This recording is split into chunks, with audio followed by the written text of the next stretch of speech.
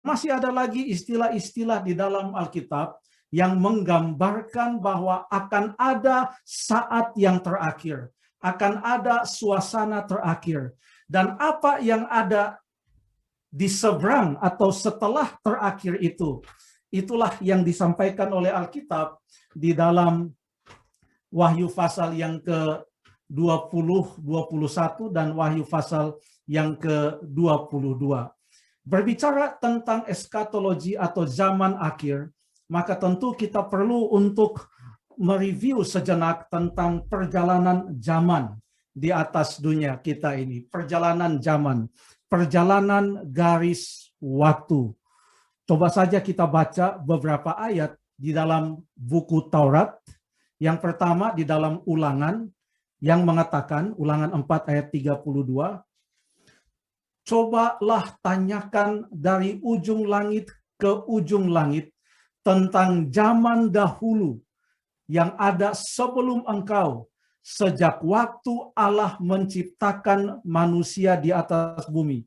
Apakah ada pernah terjadi sesuatu hal yang demikian besar? Atau apakah ada pernah terdengar sesuatu seperti itu? Ada istilah zaman dahulu.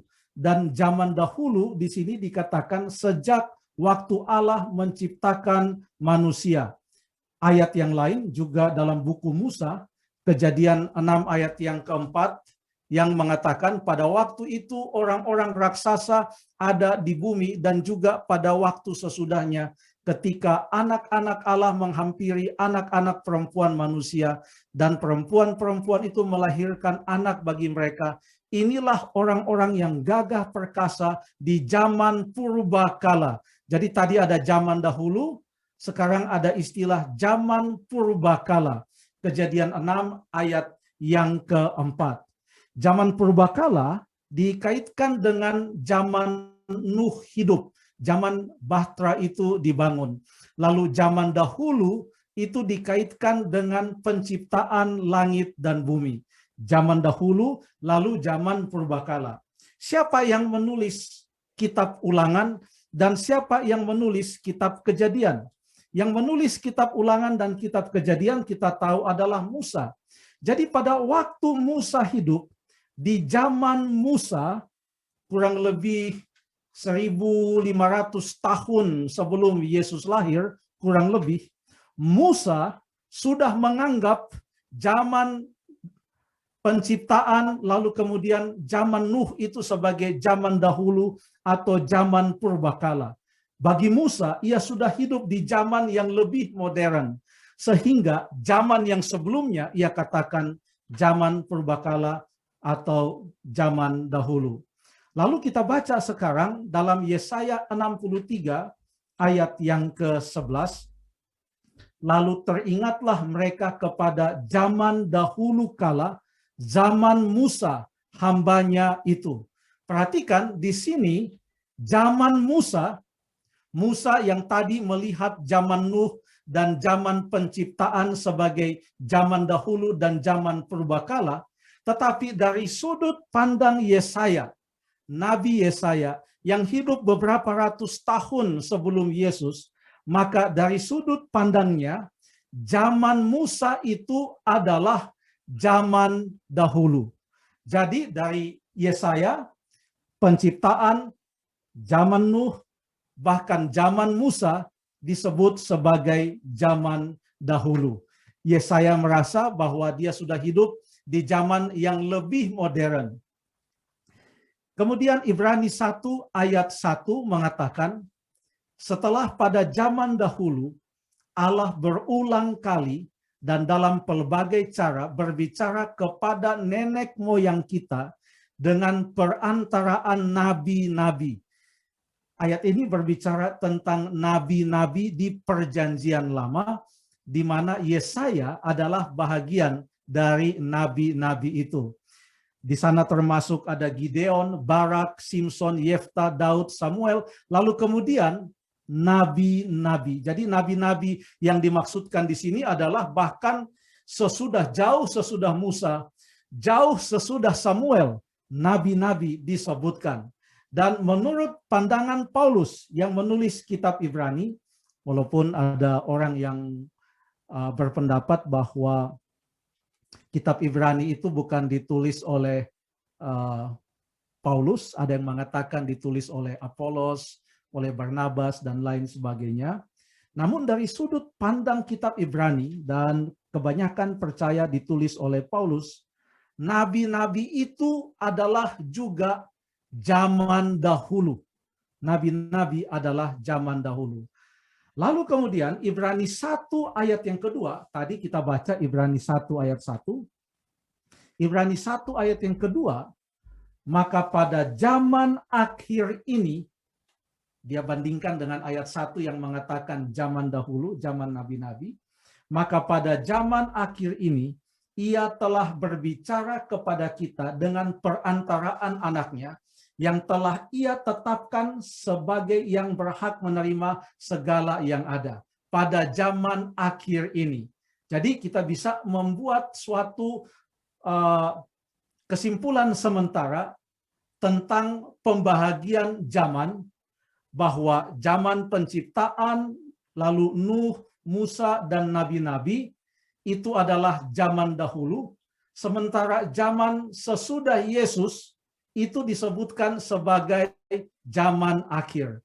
Sebelum Yesus adalah zaman dahulu, lalu kemudian sesudah Yesus, sebelum Yesus zaman dahulu, dan sesudah Yesus adalah zaman akhir.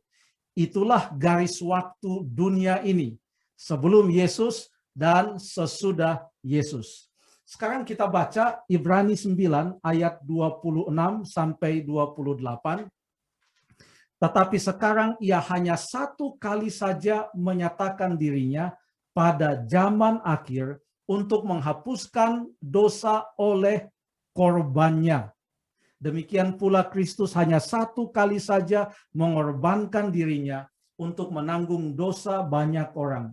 Sesudah itu ia akan menyatakan dirinya sekali lagi tanpa menanggung dosa untuk menganugerahkan keselamatan kepada mereka yang menantikan Dia.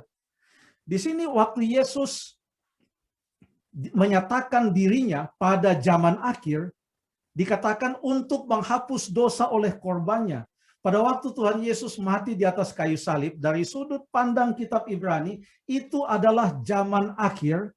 Lalu kemudian zaman akhir itu katanya sampai ia menyatakan dirinya sekali lagi untuk menganugerahkan keselamatan kepada mereka yang menantikan Dia. Kata sekali lagi di dalam ayat ini adalah maksudnya yang kedua. Bahkan dalam bahasa aslinya menggunakan istilah yang kedua, deuteros. Menyatakan diri yang kedua kali. Jadi mulai ia menyatakan diri yang pertama kali, sampai ia menyatakan diri yang kedua kali, menurut catatan ayat Alkitab ini adalah zaman akhir. Zaman akhir. Lalu kita lihat lagi apa yang dimaksudkan, berarti dari penebusan sampai kepada kedatangan Tuhan Yesus yang kedua kali, itu adalah zaman akhir. Sering orang bertanya, kalau begitu apa bedanya zaman akhir dan akhir zaman? Mari kita lihat beberapa ayat Alkitab. Di sebelah kiri ada banyak ayat Alkitab yang saya cantumkan di sana. Dan ayat-ayat ini menunjuk kepada suatu periode waktu, satu kurun waktu. Banyak diantaranya yang menggunakan bentuk jamak. Ya, contohnya zaman akhir. Ya, kita tidak bisa mengatakan zaman-zaman atau hari-hari terakhir. Lalu kemudian disampaikan lagi zaman yang terakhir. Ada juga bentuk tunggal di sini. Tapi walaupun ini bentuk tunggal, tapi menggunakan kata yang artinya, kairos artinya suatu periode waktu. Jadi periode waktu yang terakhir. Walaupun itu dalam bentuk tunggal.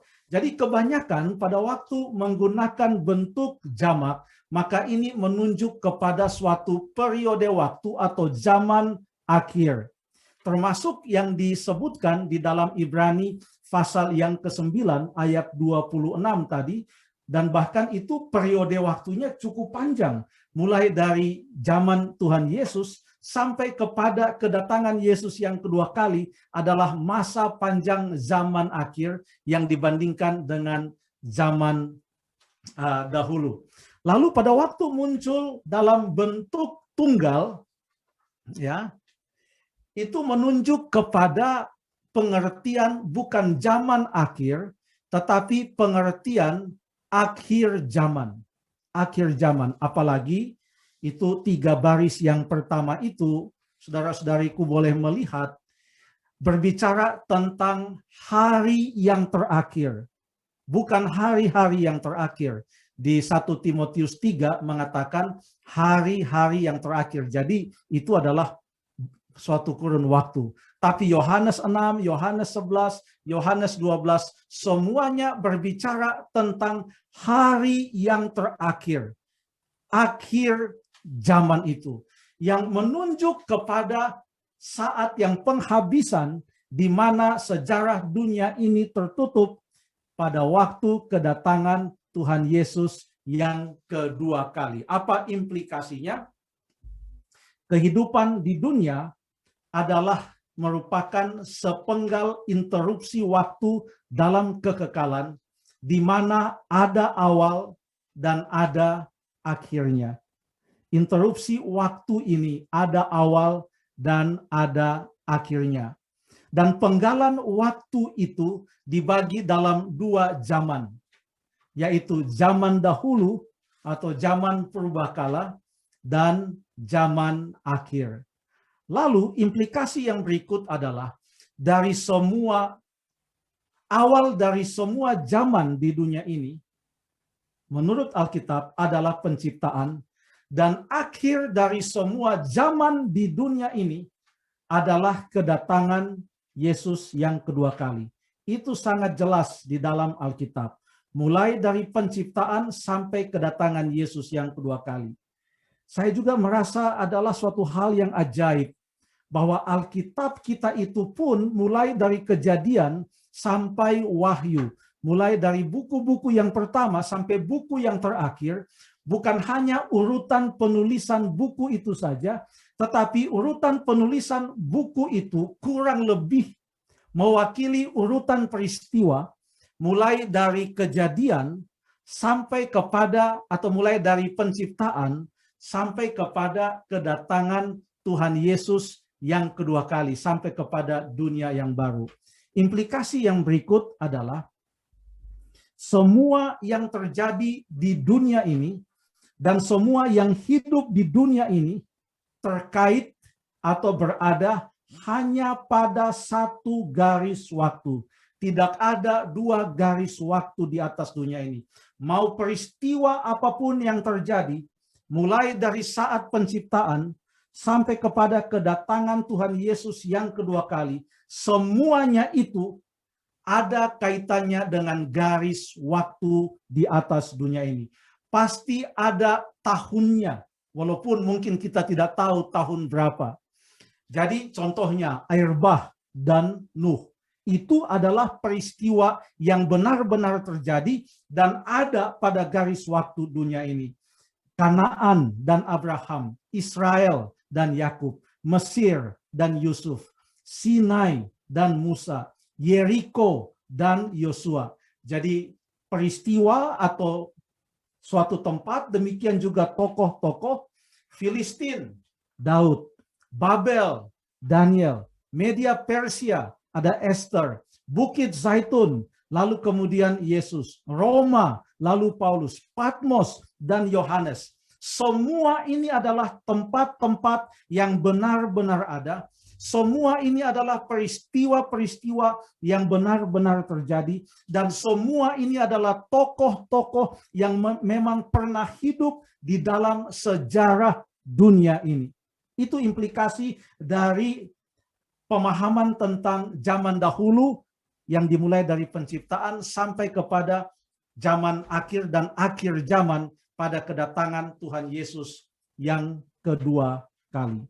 Di dalam Alkitab, narasi atau cerita Alkitab yang terakhir itu dituliskan dalam Yohanes 1 ayat yang ke-9, di mana seseorang berada di Pulau Patmos. Pada waktu itu rasul-rasul yang lain sudah meninggal semuanya.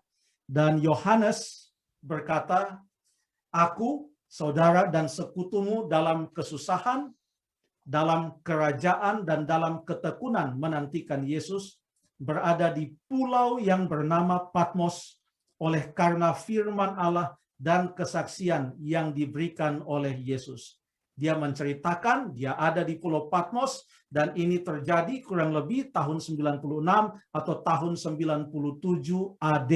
Inilah cerita yang terakhir yang menyatakan sesuatu yang betul-betul terjadi pada saat itu. Yang lain-lainnya adalah nubuatan tentang apa yang akan terjadi setelah abad yang pertama sampai kepada kedatangan Tuhan Yesus yang kedua kali nanti. Kita tahu bahwa kitab Wahyu ditulis tahun 96 AD, ditaruh di situ kurang lebih, ada beberapa pendapat kurang lebih circa. Tetapi yang kita tidak tahu adalah perjalanan kita di zaman akhir ini akan berakhir pada saat mana. Peristiwanya jelas, yaitu kedatangan Tuhan Yesus yang kedua kali, tapi kita tidak tahu tahun berapa. Sudah ada beberapa usaha untuk menebak atau menghitung atau menubuatkan tentang tahun kedatangan Tuhan Yesus yang kedua kali, akan tetapi beberapa usaha itu ternyata meleset. Tahun 96 sudah termasuk zaman akhir, tetapi belum akhir zaman. Sekarang menjadi pertanyaan adalah, apakah jaminan dari Tuhan Yesus tentang penyertaannya hingga kepada akhir zaman? Kita mau melihat suatu kepastian penyertaan Tuhan Yesus kepada kita di sepanjang zaman akhir ini, dan saya percaya menurut nubuatan-nubuatan Alkitab, kita betul-betul sudah berada di ujung dari zaman akhir itu. Sebentar lagi Yesus akan datang. Kita perlu mengetahui dan merasa pasti akan jaminan penyertaan Yesus di dalam kehidupan kita. Apa yang Alkitab katakan? Ini ayat yang sangat terkenal, Matius 28 ayat yang ke-18 sampai ayat yang ke-20 yang berkata, Yesus mendekati mereka dan berkata, "Kepadaku telah diberikan segala kuasa di sorga dan di bumi. Karena itu pergilah, jadikanlah semua bangsa muridku, dan baptislah mereka dalam nama Bapa dan Anak dan Roh Kudus, dan ajarlah mereka melakukan segala sesuatu yang telah kuperintahkan kepadamu. Dan ketahuilah, Aku menyertai kamu senantiasa sampai kepada akhir zaman." Aku menyertai kamu senantiasa sampai kepada akhir zaman. Apa yang dimaksudkan dengan perkataan Tuhan Yesus ini? Bahwa ia menyertai murid-muridnya, ini disampaikan kepada murid-murid Yesus, senantiasa sampai kepada akhir zaman. Kita boleh perhatikan konteks yang ada di dalam Matius pasal yang ke-28 ayat yang ke-16 sampai ayat yang ke-18, di mana Tuhan Yesus berkata bahwa segala kuasa telah diberikan kepadanya. Lalu kemudian ia katakan, "Karena itu pergilah, jadikanlah segala bangsa muridku." Ya. Tetapi apa yang terjadi? Baru sampai di Kisah pasal yang ke-12. Sudah ada cerita Yakobus, salah satu murid Yesus, atas perintah Herodes dibunuh. Apakah Yesus tidak menyertai Yakobus sampai kepada akhir zaman? Petrus di penjara, namun kemudian dilepaskan secara mujizat. Paulus dan Petrus juga mati di dalam penjara di Roma. Murid-murid yang lain juga mati syahid.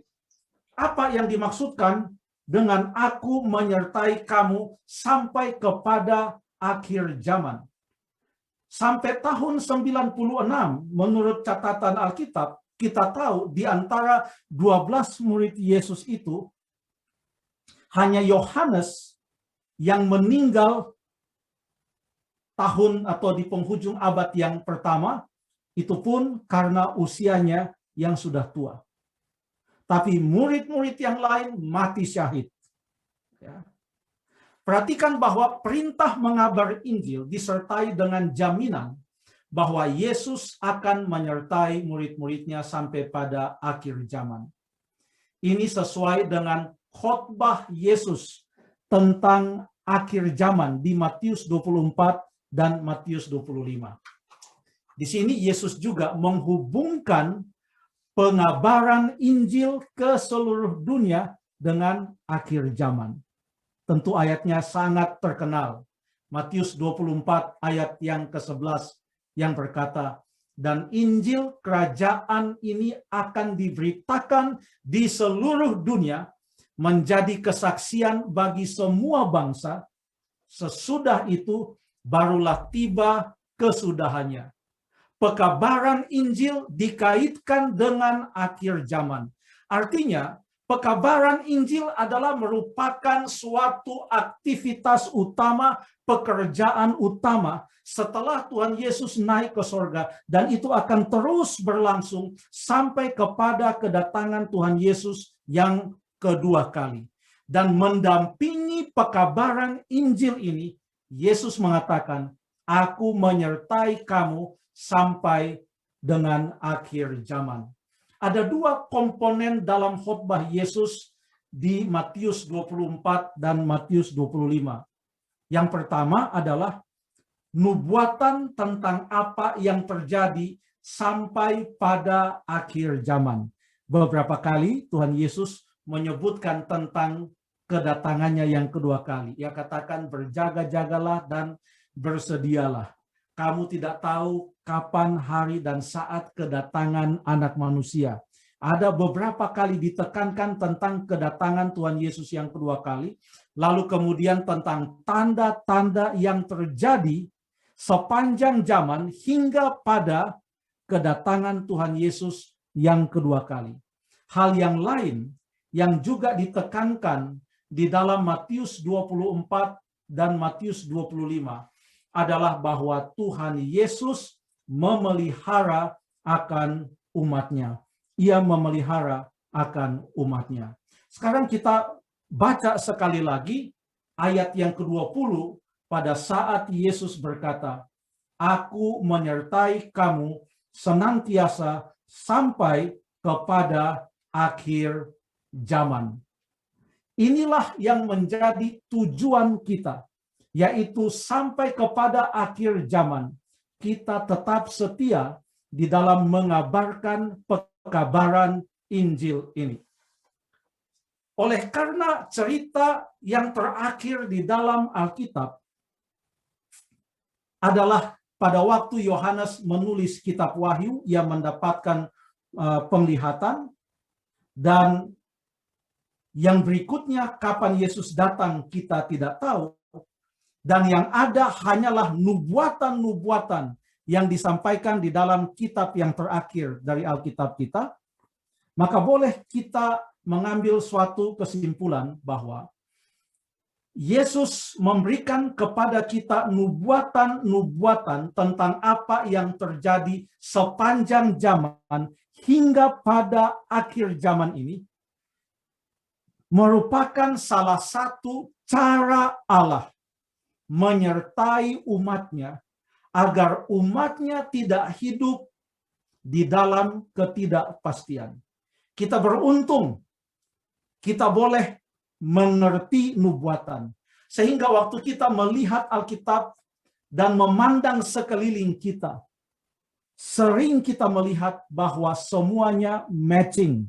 Semuanya betul-betul berjalan seperti apa yang Alkitab katakan. Dan dengan demikian itu merupakan cara Allah untuk menyatakan, you are almost there, you are almost there. Sudah mau sampai, sudah mau sampai. Ini tandanya. Setelah ini akan ada ini. Jangan lupa akan muncul kekuasaan yang begini, lalu ia akan melakukan hal-hal yang begini, lalu kemudian pekabaran Injil akan disampaikan. Jangan lupa akan ada tanda binatang, jangan lupa akan ada meterai Allah dan lain sebagainya. Semua nubuatan itu diberikan supaya memberikan kepada kita kekuatan bahwa kita tidak dibiarkan sendiri tanpa mengetahui apa-apa.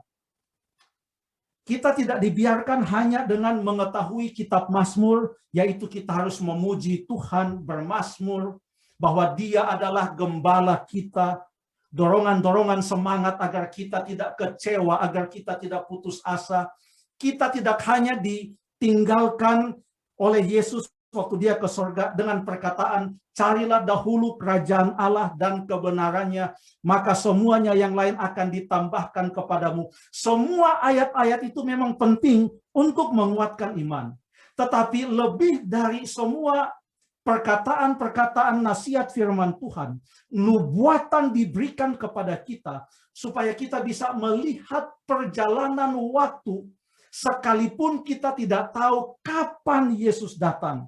Tetapi melihat semuanya itu, kita boleh berkata, we are almost there. Sudah mau sampai kita. Yesus segera akan datang kembali.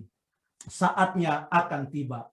Sehingga bagi saya pribadi, sekalipun kita sebagai umat-umat Allah, secara pribadi, menghadapi tantangan, ada yang menghadapi penyiksaan, penderitaan, dan lain-lain sebagainya. Saya mengingat bahwa waktu Bang Ucok Panggabean pernah datang kasih seminar untuk kami di Ayas, beliau mengatakan dan berbicara tentang karunia mati syahid. Orang-orang yang mati syahid itu bukan mereka artinya tidak dijaga oleh Tuhan, tetapi mereka berada di dalam pekerjaan melakukan atau membagikan kesaksian Yesus kepada banyak orang, dan mereka dituntun oleh Tuhan untuk melakukan tugas mereka sampai Tuhan katakan beristirahatlah sampai kepada kedatangan Tuhan Yesus yang kedua kali. Bagi kita yang masih hidup sekarang, melihat semua apa yang terjadi, saya pribadi, saya yakin bahwa tidak lama lagi Yesus akan datang.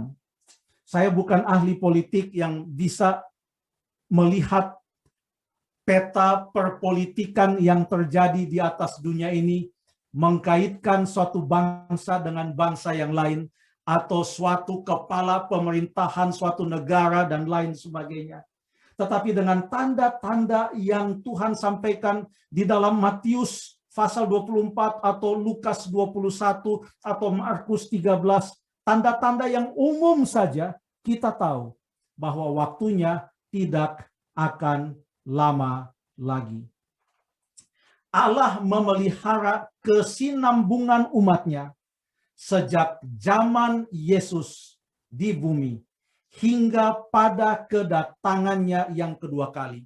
Itu adalah arti yang kedua dari aku menyertai kamu senantiasa sampai kepada akhir zaman. Banyak pionir-pionir kita, pendahulu-pendahulu kita, orang yang mempertahankan kebenaran sampai menghembuskan nafas yang terakhir. Walaupun mereka telah meninggal dunia, itu bukan menyatakan bahwa Tuhan tidak memelihara umatnya. Ia memelihara umatnya karena perjalanan umat Allah ini terus berlangsung dengan memelihara kesaksian Yesus dan penurutan akan hukum-hukum Allah terus akan berlangsung sampai kepada kedatangan Tuhan Yesus yang kedua kali. Artinya, tidak ada satupun waktu dalam perjalanan waktu di atas dunia ini di mana Allah tidak memelihara satu umat. Setiap saat selalu ada satu umat yang Allah pelihara, dan berkesinambungan ciri khas dari umatnya ini sampai kepada kedatangan Tuhan Yesus yang kedua kali.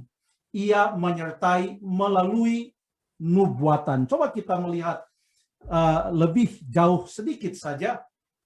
Nanti untuk seri yang kedua, Pak Sagala, kita akan sambung lagi. Jadi kita akan berhenti bukan pada waktu presentasi ini selesai. Kita akan berhenti pada waktu Pak Rajab Guguk berkata sudah selesai. Jadi Yesus menyertai melalui nubuatan. Allah berbicara melalui mimpi dan penglihatan. Itu jelas dalam Bilangan 12 ayat yang ke-6. Dengarlah firmanku ini. Jika di antara kamu ada seorang nabi, maka aku Tuhan menyatakan diriku kepadanya dalam penglihatan. Aku berbicara dengan dia dalam mimpi. Fungsi dari nabi sangat penting. Saul merasa kelimpungan. Dia merasa tidak tahu mau bertanya kepada siapa. Pada saat ia sudah ditolak oleh Tuhan dan Samuel sudah mati. Roh Kudus mundur daripadanya. Nabi yang biasa memberikan kepadanya nasihat dan petunjuk Tuhan sudah mati. Dan Saul mau bertanya kepada Tuhan, tapi ayat ini berkata, Tuhan tidak menjawab dia. Baik dengan mimpi, baik dengan urim, baik dengan perantaraan para nabi. Fungsi nabi itu sangatlah penting. Contoh nubuatan melalui mimpi, karena kita baca ayat ini bahwa Tuhan berbicara melalui penglihatan dan melalui mimpi. Contoh nubuatan melalui mimpi. Tentang mimpi Yusuf, itu termasuk nubuatan. Kejadian 35 ayat yang ke-37. Maaf, 37 ayat 5 sampai ayat yang ke-10. Ini adalah contoh nubuatan melalui mimpi yang diberikan. Ya. Dan Yakub dikatakan di dalam Alkitab menyimpan semua itu di dalam hatinya. Nanti setelah Yakub bertemu dengan Yusuf setelah sekian tahun berpisah, maka barulah dia melihat bagaimana mimpi itu digenapi. Nubuatan itu digenapi. Ada dua mimpi pada waktu itu. Yang pertama adalah ada berkas-berkas gandum, kita tahu ceritanya. Lalu kemudian yang kedua adalah bintang-bintang yang mengelilingi Yusuf, juga ada bulan dan matahari. Dua mimpi yang versinya beda, tetapi artinya persis sama. Mimpi Firaun pun adalah salah satu bentuk nubuatan. Dan saya mengucap syukur karena dari catatan mimpi ini kita tidak bisa katakan bahwa Firaun adalah nabi. Mengapa? Karena dia yang dapat mimpinya, tetapi Yusuf yang memberitahukan maknanya. Jadi yang berperan sebagai nabi di sini adalah Yusuf dan bukan Firaun. Sama seperti mimpi Nebukadnezar. Nebukadnezar yang dapat mimpinya di Daniel pasal yang kedua, tetapi Daniel yang memberitahukan mimpi yang telah dilupakan itu sekaligus dengan maknanya. Jadi yang nabi di situ bukan Nebukadnezar, tetapi yang nabi di situ adalah Daniel. Ini pun mimpi Firaun ada dua. Kita tahu ceritanya.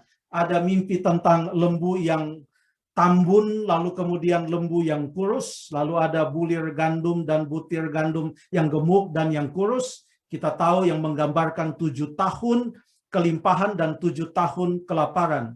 Dua mimpi versinya beda dengan menggunakan lambang-lambang yang berbeda.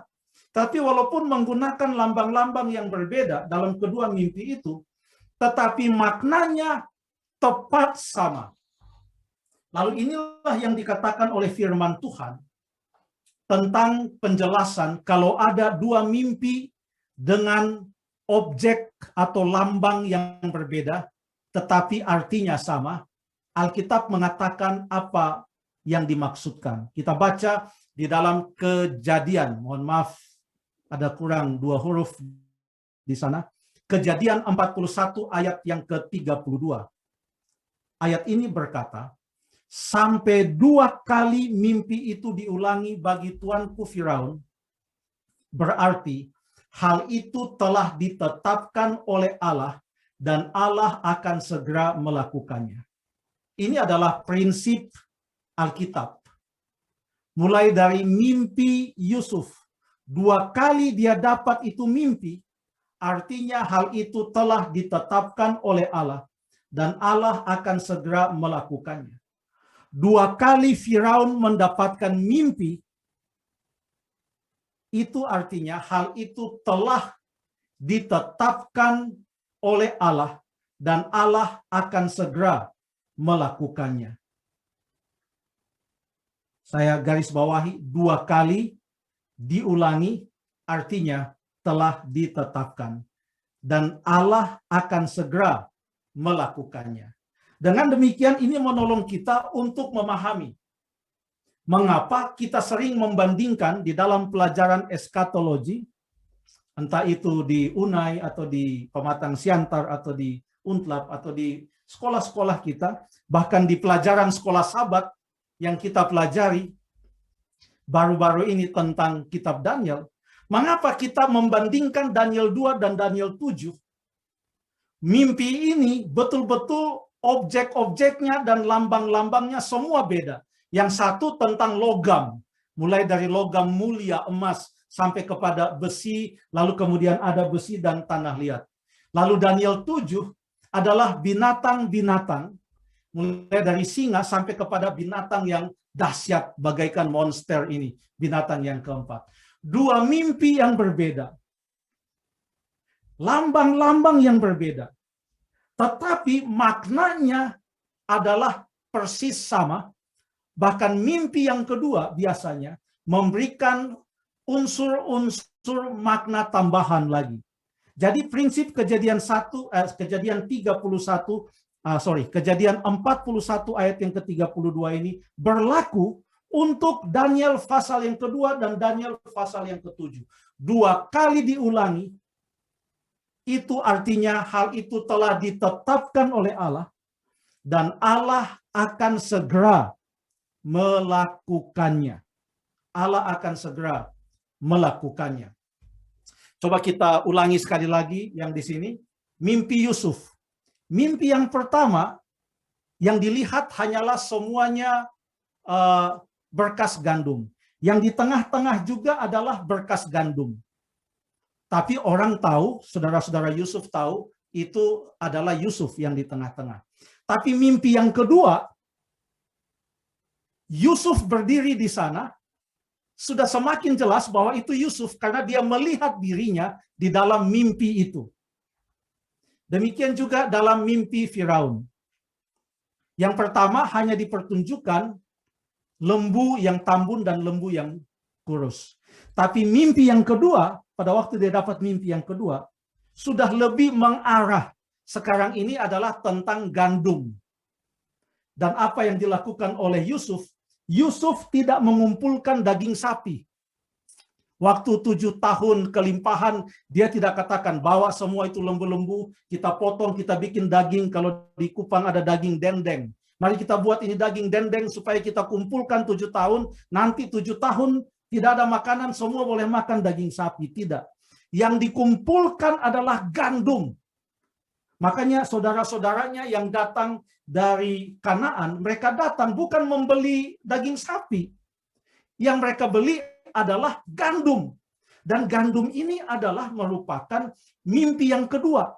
Jadi mimpi yang kedua lebih memberikan pencerahan tentang kira-kira mau kemana arahnya makna dari mimpi tersebut. Ini juga menolong kita untuk memahami bahwa di dalam Daniel pasal yang kedua dan Daniel pasal yang ke-7, mimpi yang pertama disebutkan di sana tentang kerajaan-kerajaan, tuankulah kepala dari emas itu. Lalu kemudian begitu sampai kepada kakinya dan jari-jari kaki, hanya dikatakan mereka ingin bercampur dengan perkawinan dan lain sebagainya, tetapi tidak pernah akan menjadi suatu kesatuan. Lalu kemudian Yesus datang. Tetapi begitu masuk kepada Daniel pasal yang ke-7, lebih banyak ulasan yang dibuat tentang apa yang terjadi di antara 10 kerajaan itu, di mana itu tidak dibahas atau tidak disampaikan di Daniel pasal yang kedua. Tapi Daniel pasal yang ke-7 itu lebih diperjelas. Bahkan ada lagi yang lebih spesifik yang disebutkan dalam Daniel pasal yang ke-7, yaitu ada tanduk yang kecil yang tumbuh, lalu kemudian ada 3 tanduk yang patah, lalu tanduk yang kecil itu mulai diterangkan. Matanya seperti mata manusia, mulutnya dan matanya seperti mulut manusia, lalu kemudian berbicara sombong, menganiaya orang-orang kudus, mengubah waktu dan hukum, menentang yang maha tinggi. Semua lebih dijelaskan. Dan itu adalah penglihatan yang kedua. Nampaknya semakin diberikan penglihatan, maka semakin jelas Tuhan Allah menyatakan hal-hal yang akan terjadi di atas dunia ini. Dan Yesus berkata, ketahuilah, aku menyertai kamu sampai kepada akhir zaman, sampai kepada kesudahan zaman. Jadi kita beruntung karena Tuhan membimbing dan menyertai kita. Kita tahu bahwa pekerjaan kita di dalam mengabarkan Injil, mengabarkan pekabaran 3 malaikat ini tidak pernah akan sia-sia. Karena semua nubuatan itu mulai digenapi satu persatu. Dan kita sedang dituntun terus sampai kepada kedatangan Tuhan Yesus yang kedua kali.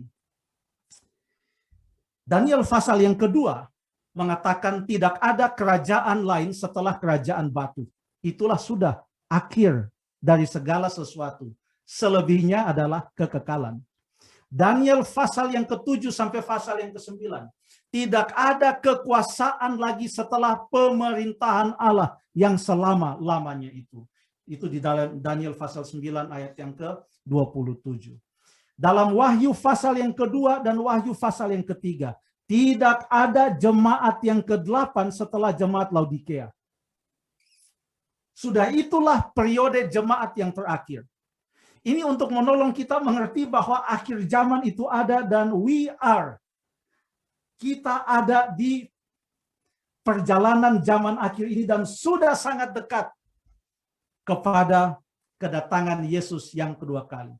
Tidak ada meterai yang ke-8, hanya ada 7 meterai. Tidak ada sangkakala yang ke-8 di dalam nubuatan 7 sangkakala di Wahyu pasal yang ke-8 dan 9, lalu kemudian disambung dengan pasal yang ke-11 ayat yang ke-14 sampai 19. Hanya ada 7 sangkakala. Tidak ada malapetaka setelah 7 malapetaka yang terakhir. Tidak ada malapetaka. Lalu kita bertanya, bagaimana dengan api neraka dan lain sebagainya? Dari sudut penyampaian nubuatan tentang 7 malapetaka ini, satu hal yang perlu kita perhatikan adalah bahwa ke-7 malaikat yang memegang ke-7 cawan itu, mereka menjadi juru kabar untuk menyampaikan tentang semua yang akan terjadi. Bukan hanya pada waktu 7 malapetaka itu mereka mencurahkan akan malapetaka itu, tetapi mereka juga menyampaikan akan hal-hal yang terjadi bahkan waktu setelah itu. Contohnya, coba kita buka Alkitab kita, saya tidak masukkan di situ. Wahyu pasal yang ke-21, Wahyu 21 ayat yang ke-9. Wahyu 21 ayat yang ke-9. Maka datanglah seorang dari ke-7 malaikat yang memegang ke-7 cawan yang penuh dengan ke-7 malapetaka terakhir itu. Lalu ia berkata kepadaku, marilah ke sini. Aku akan menunjukkan kepadamu pengantin perempuan mempelai anak domba. Jadi pada waktu mau ditunjukkan tentang keadaan kota suci Yerusalem yang baru itu, yang mengundang dalam penglihatan itu, yang mengundang Yohanes untuk melihat penglihatan tentang Yerusalem yang baru itu, dikatakan adalah seorang dari ke-7 malaikat yang memegang ke-7 cawan. Dan itulah malaikat yang ada di Wahyu pasal 15 dan 16 yang memegang 7 cawan dan menuangkan 7 malapetaka yang terakhir. Jadi akhir zaman betul-betul ada. Dan menurut nubuatan Alkitab, boleh mulai dari Daniel 2, Daniel 7, dan di dalam kitab Wahyu, akan ada akhir dunia ini. Lalu kedatangan Yesus terjadi. Lalu kemudian selanjutnya adalah masa kekekalan. Oke. Yang kedua, Yesus memelihara kesinambungan umatnya sampai kepada kesudahan. Bahwa tidak pernah ada suatu waktu di mana tidak ada umat Allah yang setia kepada Tuhan dan memiliki ciri khas umat Allah mulai dari zaman Tuhan Yesus sampai kepada kedatangannya yang kedua kali. Coba kita melihat beberapa episode serangan setan di Wahyu pasal yang ke-12. Sudah sering kita dengarkan akan hal ini, kita tidak akan berlama-lama di sini. Di sini kita melihat bagaimana serangan dari naga atau setan, lalu kemudian bagaimana Tuhan memelihara pada waktu umatnya diserang. Contohnya, fase yang pertama, naga itu berdiri di depan perempuan yang hendak melahirkan untuk menelan anaknya. Apa pemeliharaan Tuhan? Anaknya dirampas dan dibawa lari kepada Allah dan ke tahtanya. Ada pemeliharaan Tuhan. Lalu kemudian yang berikut, ia atau naga memburu perempuan yang melahirkan anak laki-laki itu. Apa pemeliharaan Tuhan? Ia atau perempuan itu lari ke padang gurun, di mana telah disediakan suatu tempat baginya oleh Allah, supaya ia dipelihara di situ 1260 hari lamanya. Allah tetap memelihara umatnya. Kemudian yang berikut, ular itu menyemburkan air dari mulutnya sebesar sungai ke arah perempuan itu supaya ia dihanyutkan sungai itu. Apa pemeliharaan Tuhan? Bumi datang menolong perempuan itu. Sekarang, dalam Wahyu 12 ayat yang ke-13, ini adalah fase yang terakhir. Marahlah naga itu kepada perempuan itu. Lalu pergi memerangi keturunannya yang lain yang menuruti hukum-hukum Allah dan memiliki kesaksian Yesus. Apakah Tuhan akan memelihara umatnya? Wah, saya jadi mengingat lagu Sion yang syairnya, janganlah takut kesusahan, Tuhan peliharakan. Dan saya percaya banyak yang hadir di sini secara pribadi setelah mengambil keputusan mengikut Yesus, atau satu keluarga ataupun jemaat, melihat bagaimana Tuhan memelihara kehidupan kita sehingga apapun yang kita hadapi, kita boleh tetap setia kepada Tuhan. Tuhan selalu memelihara umatnya. Itulah yang ia katakan dalam Matius 28 ayat yang ke-20. Dan ketahuilah, aku menyertai kamu sampai kepada akhir zaman. Kita melihat pertentangan yang besar yang terjadi. Dan kita akan masuk ke dalamnya. Sekarang ini, saya dan istri di rumah berdoa, sudah mulai lebih meningkat doanya. Kami katakan, Tuhan, tolonglah supaya kami boleh melayani sampai Yesus datang. Percaya bahwa waktu Yesus datang, kita masih sehat-sehat. Melihat bagaimana tanda-tanda kedatangan Tuhan Yesus yang kedua kali. Jadi di sini kita bisa melihat bahwa ada kesinambungan dari usaha setan untuk menyerang atau menentang umat Allah. Mulai dari naga itu, dan dia akan memberikan kekuasaan dan takhta dan kekuasaannya dan kekuatan kepada seekor binatang yang keluar dari dalam laut. Lalu kemudian disambung lagi dengan binatang yang keluar dari dalam bumi, berkesinambungan.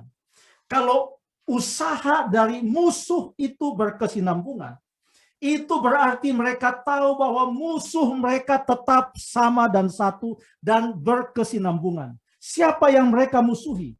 Yaitu Yesus dan umatnya. Mulai dari Yesus, anak itu dalam Wahyu pasal yang ke-12. Lalu kemudian ia naik ke sorga.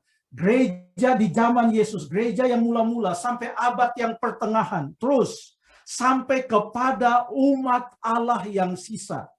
Berkesinambungan. The great controversy itu berkelanjutan. Kemudian isu dari kontroversi itu akan semakin mencolok kepada arah penyembahan. Dan itu berkesinambungan. Dan melalui semua episode pertentangan yang besar ini, Tuhan Yesus berkata, ketahuilah, aku menyertai kamu sampai kepada akhir zaman. Apa persiapan kita sebagai umat Tuhan? Yang pertama, kita perlu mengetahui zaman. Kita hidup di penghujung zaman akhir ini, dan peristiwa berikut yang akan terjadi adalah kedatangan Tuhan Yesus yang kedua kali.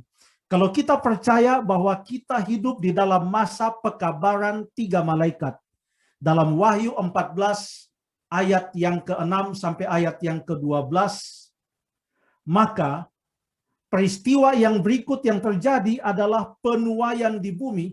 Wahyu 14 ayat 14 sampai 20 menyatakan bahwa peristiwa yang kita sedang nantikan adalah penuaian itu. Kita perlu mengetahui zaman. Karena cara hidup kita harus sesuai dengan apa yang kita ketahui tentang zaman ini. Kita hidup pada episode terakhir serangan naga atau setan kepada umat Allah. Dalam Wahyu 12 ayat yang ke-17. Kita hidup pada zaman kekuasaan dunia yang terakhir sebelum kedatangan Tuhan Yesus yang kedua kali. Sebelum gambaran tentang penuaian yang ada di dalam Wahyu 14 ayat 14 sampai 20, dua penuaian, yaitu yang selamat dan yang tidak selamat. Maka kalau kita baca di dalam Wahyu pasal yang ke-13, tidak ada kekuasaan lain. Hanya ada dua binatang ini, yaitu yang muncul dari dalam laut dan muncul dari dalam bumi.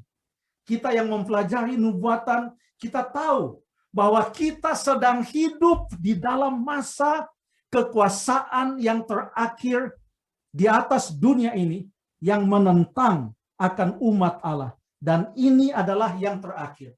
Setelah itu, tidak ada binatang yang lain lagi yang muncul. Tidak ada nubuatan binatang lain lagi yang muncul.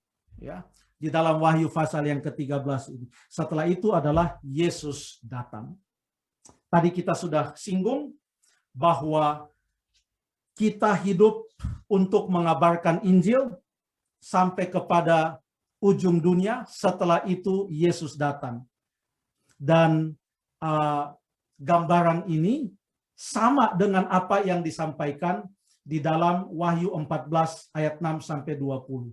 Pekabaran Injil, atau kalau di dalam Wahyu, pekabaran Injil yang kekal, lalu kemudian setelah itu Yesus datang. Apa persiapan kita? Ketahui zaman. Ketahuilah bahwa kita hidup di masa yang terakhir sebelum kedatangan Tuhan Yesus yang kedua kali. Dan ini adalah tanda zaman yang terakhir. Bila mana pekabaran Injil ini sudah selesai, siap-siap. Segera kita akan ke sorga. Apakah bisa terjadi secara global? Kedatangan Yesus adalah global, kata Alkitab. Injil kerajaan dikabarkan juga secara global.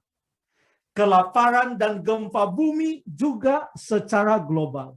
Penyakit sampar juga sekarang secara global. Artinya akan ada lagi peristiwa-peristiwa yang skopnya itu adalah sedunia atau global yang akan mendahului kedatangan Tuhan Yesus yang kedua kali. Usaha-usaha yang akan dibuat oleh setan untuk menyerang umat Allah, menurut Alkitab bukan regional lagi, tetapi akan global. Ya, mungkin itu kita akan pelajari di pertemuan yang berikut supaya agak lebih detail sedikit. Setelah kita mengenali zaman, kita perlu mengenal siapa anak laki-laki itu. Anak laki-laki itu adalah Yesus Kristus. Jangan kita sibuk melihat situasi politik, menganalisa, dan menghubungkan semuanya dengan nubuatan. Tapi kita lupa untuk mengenal siapa anak laki-laki di dalam nubuatan itu. Dia adalah Yesus Kristus. Dia telah mengalahkan setan di padang belantara. Dia telah mengalahkan setan di salib. Dosa dihadapi bukan oleh menghapuskan hukum Allah, tetapi oleh menebus manusia dari dosa itu. Dan oleh darahnya, ini menurut Wahyu 12 ayat yang ke-11, mereka mengalahkan naga itu oleh darah anak domba dan oleh kesaksian mereka. Yang berikut, jadi kita mengenali zaman, kenali anak laki-laki itu yaitu Yesus Kristus. Yang berikut kita perlu mengenal siapa perempuan itu. Ini hanya survei secara garis besar saja. Siapa anak atau siapa perempuan itu? Kita perlu untuk mengenalinya. Dari arti harafiah sampai kepada arti rohani, kita bisa melihat bagaimana Yohanes yang menulis Injil Yohanes, surat Yohanes, lalu kemudian kitab Wahyu. Bagaimana ia menuliskan tentang kisah perempuan dan menggunakan kata perempuan atau ibu atau nyonya baik di dalam buku Yohanes, dalam surat Yohanes maupun di dalam Wahyu. Dia katakan dari firman Tuhan di Yohanes pasal yang kedua ayat yang ketiga, atau mungkin sebelum kita kita lihat akan ayat ini. Tadi saya katakan Yohanes, di dalam Injil Yohanes, cerita mujizat pertama yang dilakukan Yesus, di situ ada ibu Yesus. Itu yang pertama sekali setelah murid-muridnya ia panggil. Sudah ada Petrus di sana, ada Nathanael, ada Filipus, mereka dipanggil. Lalu kemudian yang pertama sekali mereka lihat dan mereka hadapi adalah Yesus membuat mujizat pada pesta nikah di Kana. Dan di situ Yesus katakan, apakah yang engkau mau, hai perempuan? Dia menggunakan kata perempuan di sana, ya. Dan di situ perempuan yang dimaksud bukan gereja. Jangan kita katakan, oh perempuan dalam pesta Kana itu menggambarkan gereja. Tidak, itu kan cerita bukan nubuatan, itu cerita kenyataan yang terjadi saat itu. Perempuan di situ adalah betul-betul ibu Yesus, yaitu Maria. Ibu Yesus yang adalah Maria. Tetapi waktu kita melihat di dalam surat 2 Yohanes, coba kita buka di dalam 2 Yohanes, dikatakan di sana, ayat 1, dari penatua kepada ibu yang terpilih dan anak-anaknya yang benar-benar aku kasihi. Ini dia menulis kepada satu jemaat lokal. Jadi ibu yang terpilih ini adalah jemaat, salah satu jemaat yang ada di Asia Kecil, kepada siapa Yohanes menulis suratnya. Lalu kemudian anak-anaknya, contohnya dia katakan di ayat yang keempat, aku sangat bersuka cita karena aku mendapati bahwa separuh dari anak-anakmu hidup dalam kebenaran, sesuai dengan perintah yang telah kita terima dari Bapa. Ini Tuhan Yohanes bukan berbicara tentang satu keluarga dengan 2 orang anak, lalu kemudian waktu dia katakan separuh dari anak-anakmu artinya 1. Bukan. Ini lagi berbicara tentang ibu yang dimaksudkan di sini adalah suatu jemaat setempat di Asia Kecil. Lalu anak-anaknya itu adalah umat-umat Tuhan, anggota-anggota jemaat yang ada di situ. Kita boleh lihat bahwa tadi di dalam kitab Yohanes, waktu Yohanes katakan perempuan, yang dia maksud adalah memang satu sosok ibu perempuan. Dia sering mengatakan itu, dan dalam Yohanes pasal yang kedua, bahkan di dalam Yohanes pasal yang ke-19 dikatakan, inilah ibumu. Dia katakan itu kepada Yohanes yang kekasih. Dia tunjuk kepada Maria ibunya. Dia katakan inilah ibumu. Lalu kita sudah baca kepada ibu yang terpilih. Ini bukan lagi Maria sekarang. Ya. Tetapi ini sudah merupakan lambang dari suatu jemaat yang ada di saat itu.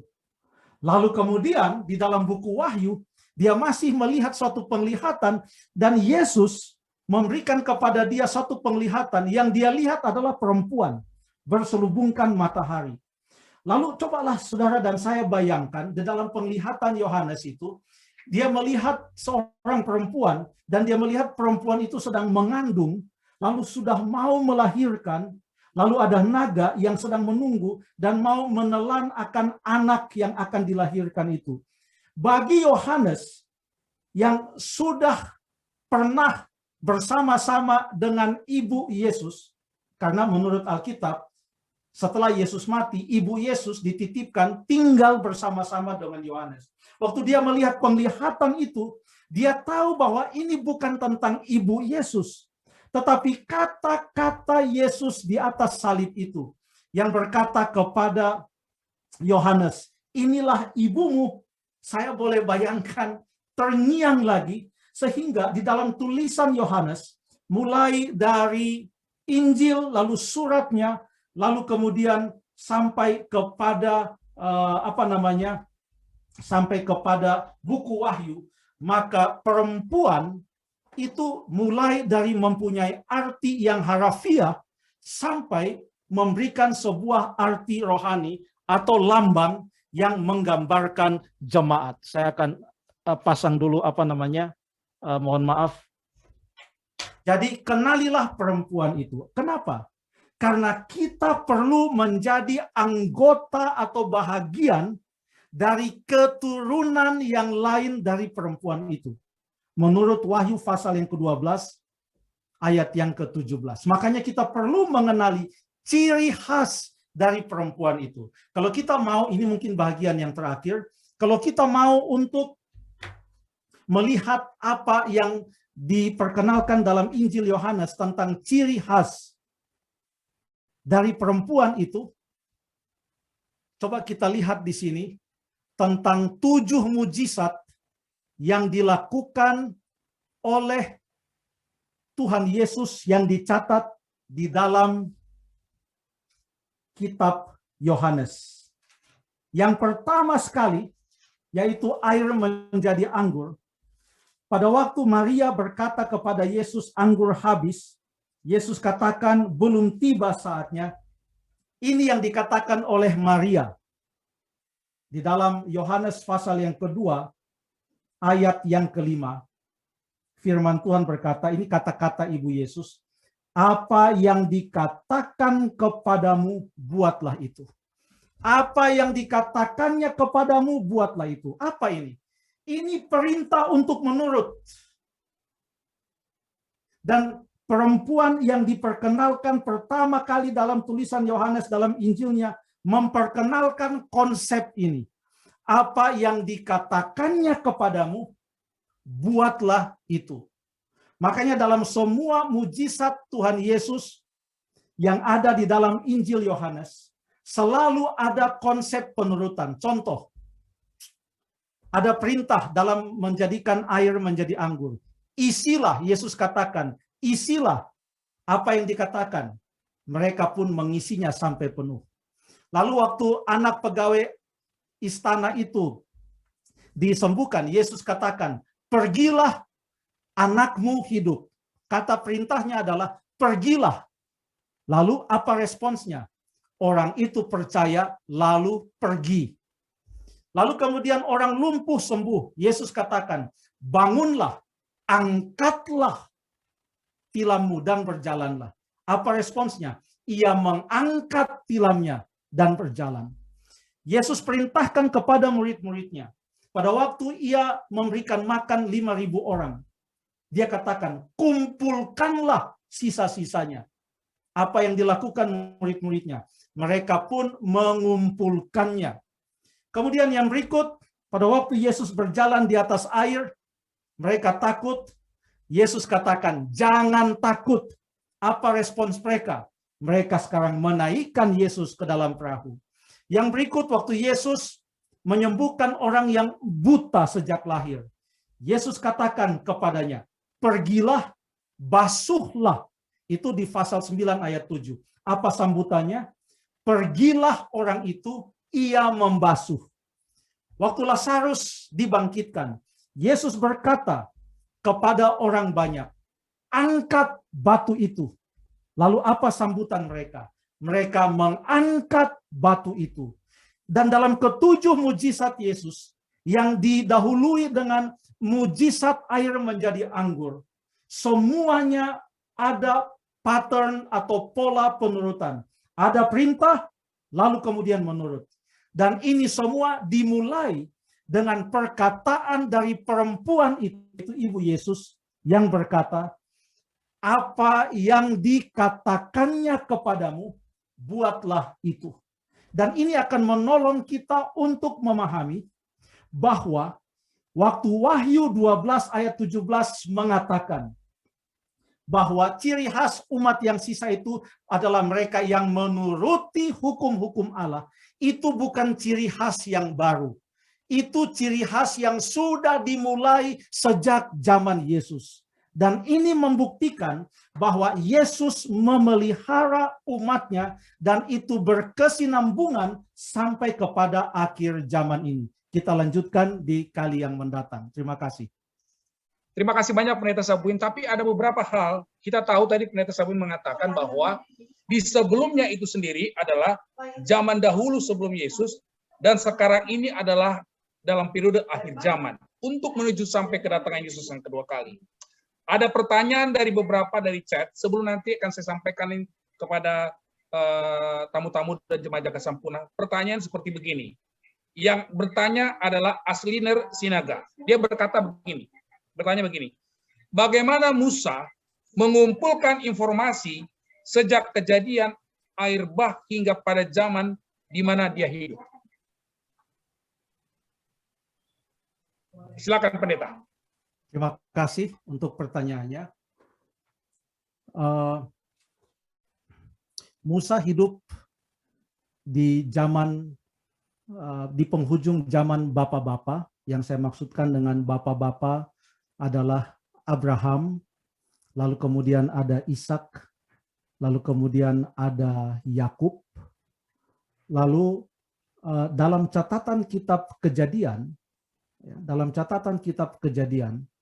ada banyak atau ada beberapa kesempatan di mana kita melihat kenyataan bahwa Yakub mengetahui apa yang terjadi pada Ishak, Ishak mengetahui apa yang terjadi pada Abraham, lalu kemudian orang-orang yang berada di zaman Musa mengetahui apa yang terjadi pada Yakub, lalu Musa juga yang hidup dan belajar di Mesir. Tentu kita mengatakan bahwa ya sesuai dengan Kisah pasal yang ke-7, kalau tidak salah ayat 22, bahwa ia belajar segala macam ilmu pengetahuan dan lain sebagainya.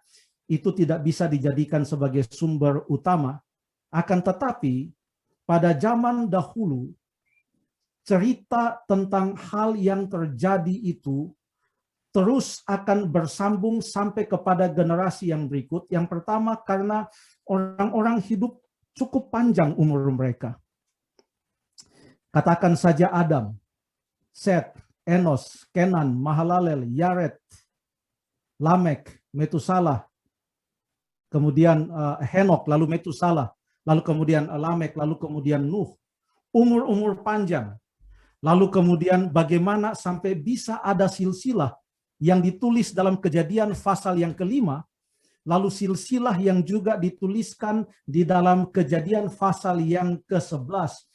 Ini membuktikan bahwa ada kesinambungan informasi dan cerita tentang apa atau hal-hal yang terjadi. Kalau kita sempat menghitung-hitung tentang berapa generasi setelah Adam yang masih bisa mendengarkan langsung dari Adam tentang cerita-cerita yang ia sampaikan. Selebihnya daripada itu, kita tahu bahwa tidak semua apa yang ditulis oleh Alkitab adalah merupakan kumpulan informasi. Mungkin pada waktu kita berbicara tentang kitab Lukas, contohnya, Lukas 1 ayat 1 sampai ayat yang keempat mengatakan, Theophilus yang mulia, sudah banyak orang yang berusaha untuk menerangkan tentang segala sesuatu yang terjadi. Oleh sebab itu, aku mengambil keputusan untuk menyelidiki segala sesuatu dari awal sampai sekarang ini, dan menuliskannya kepadamu supaya engkau mengetahui betul-betul bahwa apa yang terjadi itu memang betul-betul terjadi. Itu dari Lukas. Karena apa? Lukas bukan murid Yesus yang 12 itu.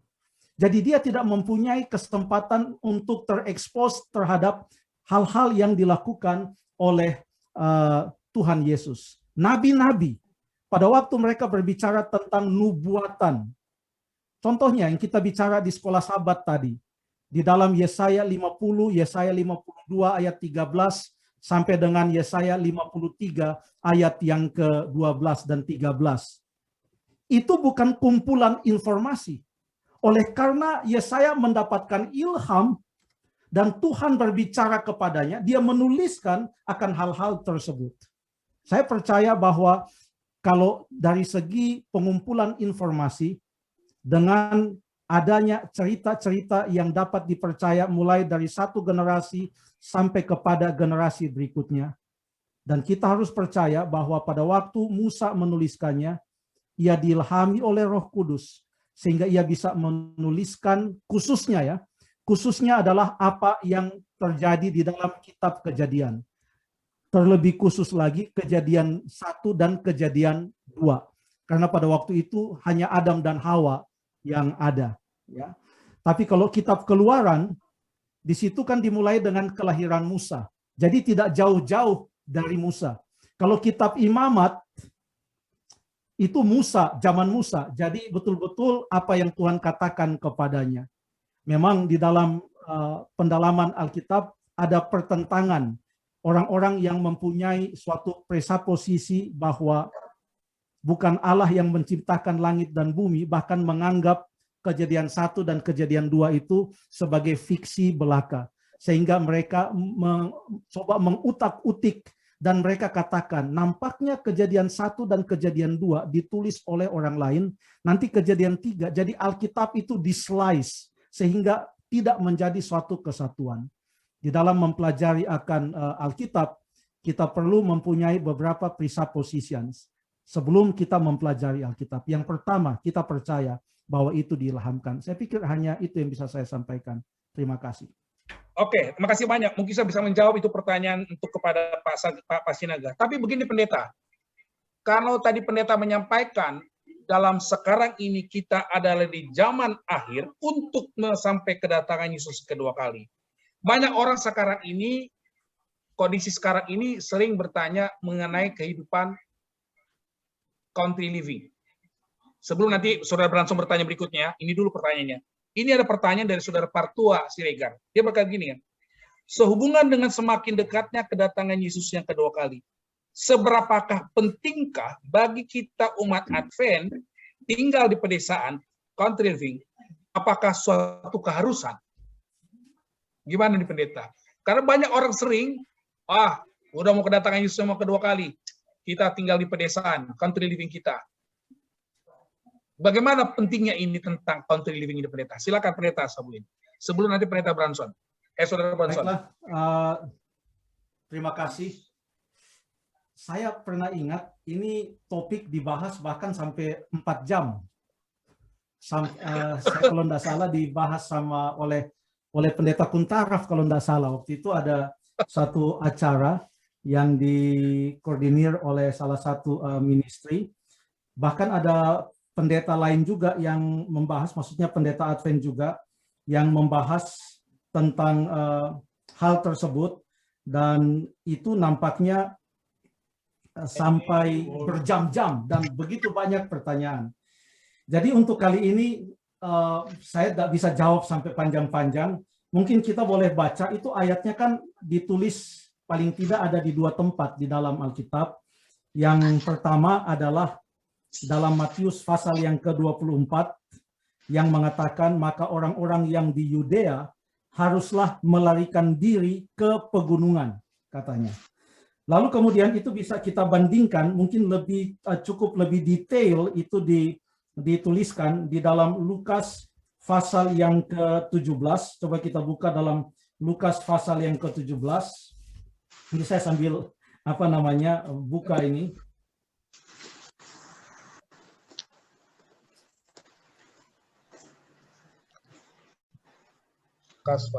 Lukas pasal yang ke-17 ayat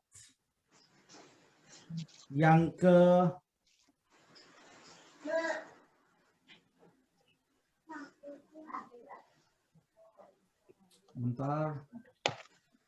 ayat yang ke-31. Barang siapa pada hari itu, katanya, atau mungkin kita baca di Markus 13, tuh, Markus 13. Sebentar, ini saya harus cari baik-baik ayatnya. Markus 13, ayat 15 dan 16.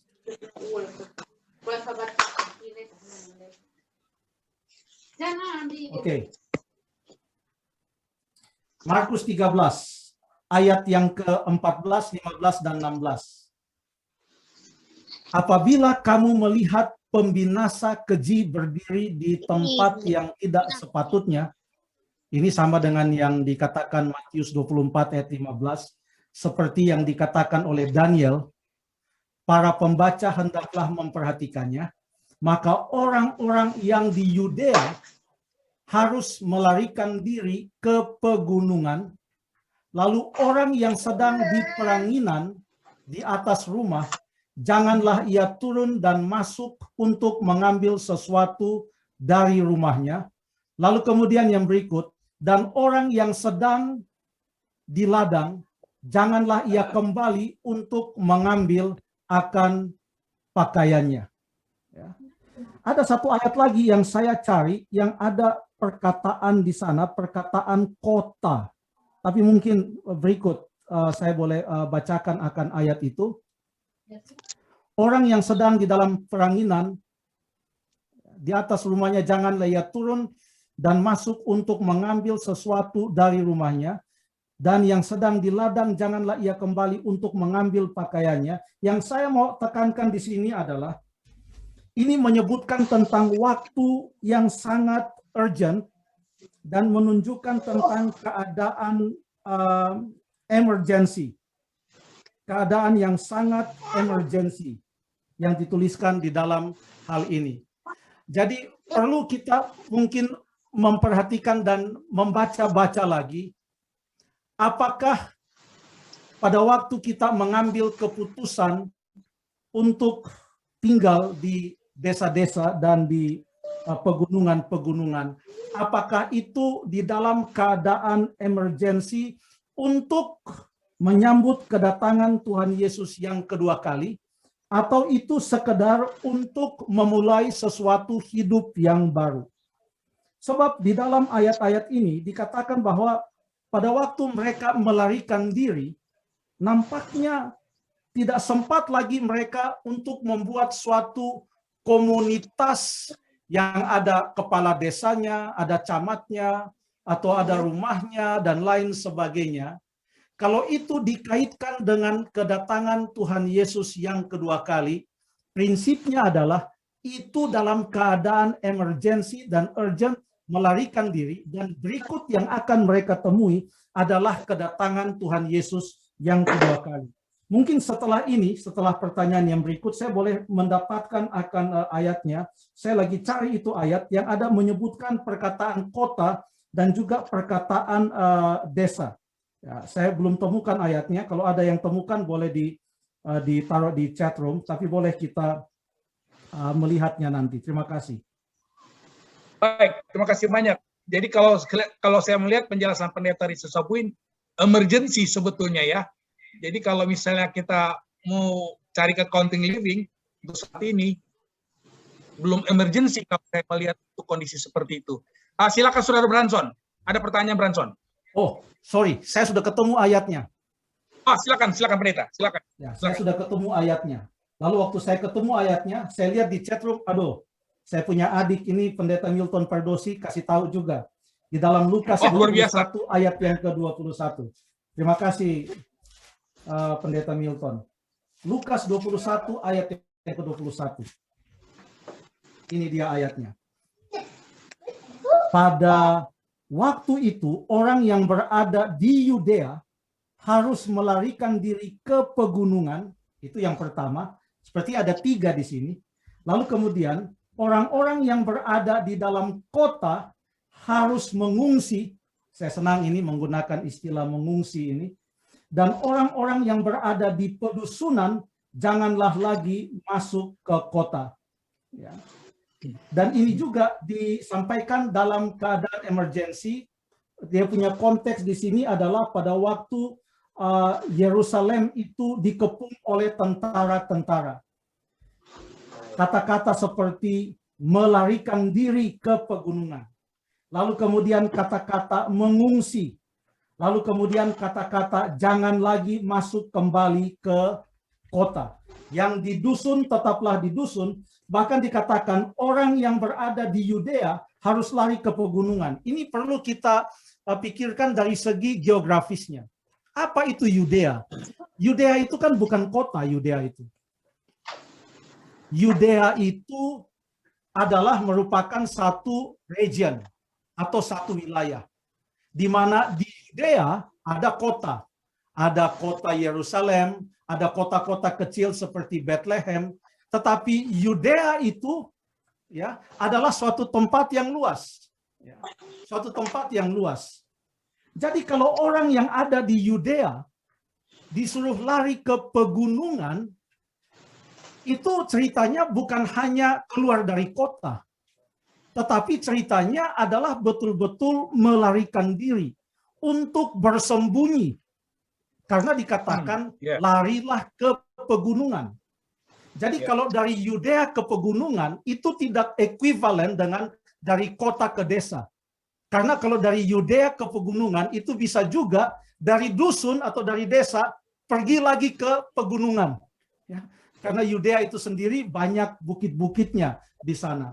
Lalu hal yang kedua yang dikatakan, orang yang berada di dalam kota harus mengungsi. Ya bagaimanalah kehidupan orang mengungsi? Saya percaya kalau orang mengungsi seperti ini, ya orang mengungsi itu beda dengan transmigrasi. Karena kalau orang mengungsi itu serba urgent. Bisa-bisa setelah 1 bulan dia pindah lagi ke tempat yang lain karena tempat itu tidak aman. Namanya juga mengungsi. Dari satu tempat ke tempat lain. Tapi kalau sekedar memindahkan satu community untuk membangun sebuah community di pedesaan atau di pegunungan, saya pikir mungkin perlu juga mencari ayat-ayat lain untuk mendukungnya. Mungkin ada kaitannya dengan pendidikan atau dengan pendidikan anak dan lain sebagainya. Tulisan-tulisan Nyonya White boleh membantu, tetapi kita juga perlu menafsirkan tulisan-tulisan Nyonya White itu dengan baik, sehingga pada waktu kita melakukannya, betul-betul tujuan kita adalah mempersiapkan diri untuk menyambut kedatangan Tuhan Yesus yang kedua kali. Saya pikir itu yang bisa saya sampaikan. Terima kasih tadi Pendeta Milton Pardosi, Lukas 21 ayat 21. Sudah puas Saudara Partua Siregar ya atas itu. Jadi kalau emergency, ya kondisi emergency ya. Tapi terima kasih banyak tuh insight-nya dari Pendeta Sabuin. Silakan Saudara Branson. Waktunya kita running ini time nih. Silakan pertanyaannya. Sama-sama. Terima kasih Pendeta Sabuin. Ya, Bang. Saya merefer ke Yoel 2 ayat 28 tentang hari Tuhan. Nah, pertanyaan saya Pendeta, apakah implikasi hari Tuhan di dalam Yoel 2 bisa kita refer juga kepada hari terakhir dalam nubuatan? Dan kalau iya, bagaimana implikasi bahwa akan ada taruna-taruna mendapat penglihatan, orang tua mendapat mimpi? bagaimana mensortir ini, jangan sampai ada orang yang mengaku dia mendapat mimpi seperti di nubuatan ini, padahal bukanlah tuntunan Tuhan. Apa guidance kita, Pendeta? Terima kasih. Terima kasih banyak. Terima kasih Branson. banyak, Silakan, Pendeta. Pak Bang Branson. Yoel pasal yang kedua, ayat yang ke-28. Kita akan baca ayat ini. Kemudian daripada itu akan terjadi bahwa aku akan mencurahkan rohku ke atas semua manusia, maka anak-anakmu laki-laki dan perempuan akan bernubuat, orang-orangmu yang tua akan mendapat mimpi, taruna-tarunamu akan mendapat penglihatan-penglihatan, juga ke atas hamba-hambamu laki-laki dan perempuan akan kucurahkan rohku pada hari itu. Di dalam Alkitab Perjanjian Baru, ayat ini disebutkan juga kembali di dalam Kisah pasal yang kedua. Kita buka dalam Kisah pasal yang kedua, ayat yang ke-17 sampai ayat yang ke-21. Pada waktu Roh Kudus dicurahkan pada hari Pentakosta itu, maka bangkitlah Petrus berdiri dengan ke-11 rasul itu. Ini Petrus ini kurang lebih 50-an hari sebelumnya baru menyangkal Yesus loh waktu itu. Tapi luar biasa setelah diampuni, dia berani berdiri. Ini mujizat luar biasa. Jadi Petrus dengan suara yang nyaring, ia berkata kepada mereka, "Hai kamu orang Yahudi dan kamu semua yang tinggal di Yerusalem, ketahuilah dan camkanlah. Orang-orang ini tidak mabuk." Dia mau menerangkan bahwa rasul-rasul itu menerima karunia Roh Kudus.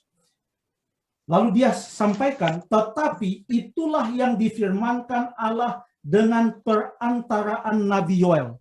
Jadi bagi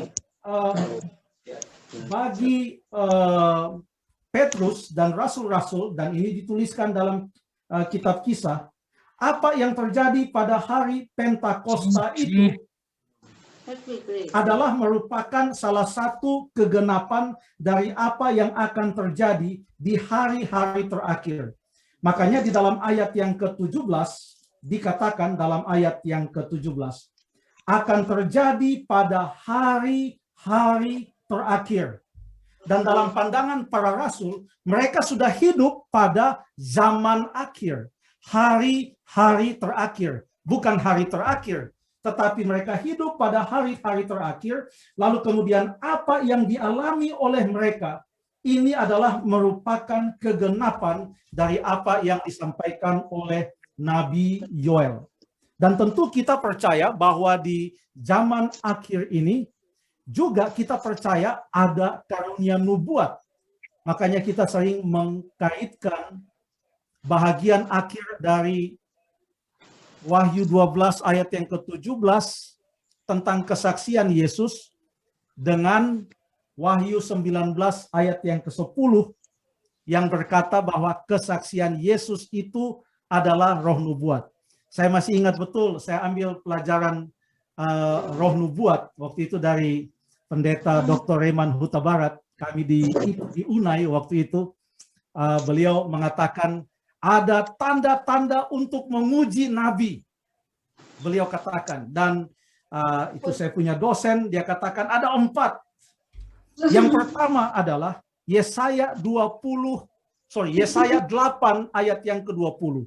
Kalau ia tidak berbicara sesuai dengan pengajaran dan kesaksian, maka baginya tidak terbit fajar. Jadi yang pertama katanya harus berbicara sesuai dengan firman Tuhan.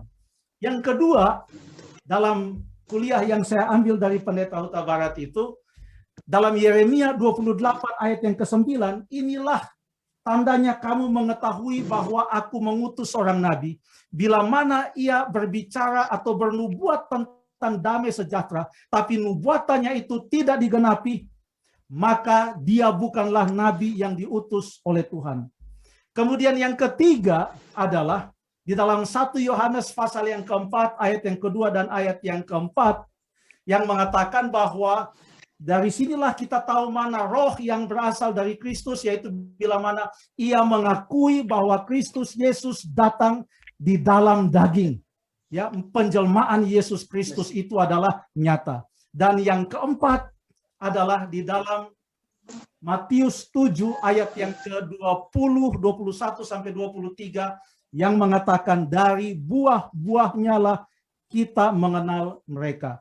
Jadi kita bersyukur karena Alkitab yang sudah memberikan kepada kita contoh bagaimana nabi itu disebut nabi, dan bukan hanya contoh saja nabi itu disebut nabi, tetapi memberikan juga kepada kita kriteria-kriteria supaya kita jangan sampai disesatkan bahwa ada yang mengaku sebagai nabi padahal bukan nabi karena tidak sesuai dengan apa kriteria yang disampaikan oleh Alkitab.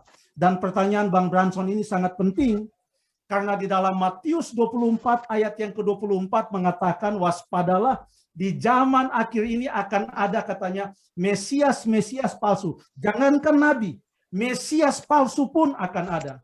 Mesias palsu dan juga akan ada nabi-nabi yang palsu.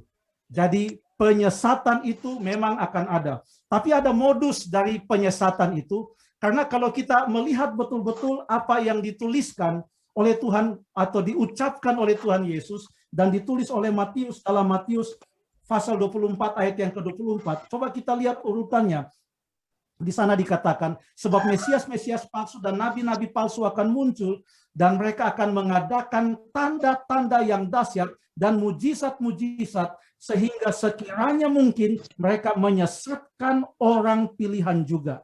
Jadi sebelum mereka mengajar, menurut ayat ini, maka audiensnya akan dibombardir dulu dengan segala macam mujizat, dengan harapan bahwa apa saja yang mereka akan ajarkan, orang akan percaya. Mengapa? Karena sudah melihat mujizat.